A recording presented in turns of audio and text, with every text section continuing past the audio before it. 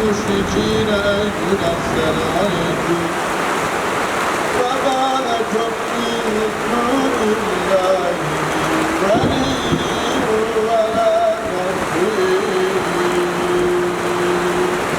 صدق الله العظيم سبحان ربك رب العزة عما يصفون وسلام على المرسلين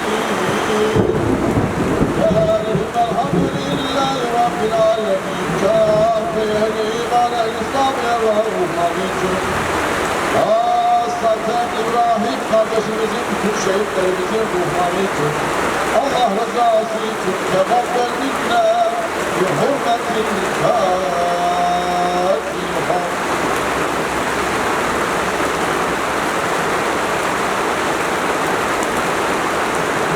Şehitlerimiz bazen de ruhlar için, şu an burada bulunan cemaat ve ölmüşler ruhlar için, bilhassa Allah karşısından Fatiha.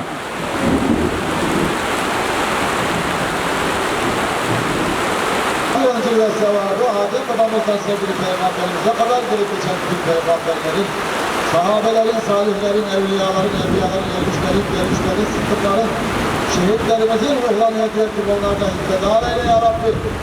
Asıl öncü ve sevabı ilçemizde Kadın Ekim'e patlamak sonucunda şehit düşen bütün kardeşlerimizin, şehitlerimizin ruhlarını hediye ettik, onlar da haberdar eyle, onlar da iktidar eyle. Kabirlerine kurdur makamlarını cennet eyle ya Rabbi, geride bıraktığı ailelerine, babasına, anasına, sevdiklerine, akraba-ı talukatlarına hayırlı ömürler, sabrı cemil ihsan eyle ya Rabbi. Ve selamun alel murselin ve selamatu alel hazırin. Dualarımızın kabul olması için ya Rabbi, hayatını kaybeden bütün kardeşlerimizin ruhları için, hayırların tepkişerlerinde için Allah rızası için tegaffel minna bi hurmetil Fatiha.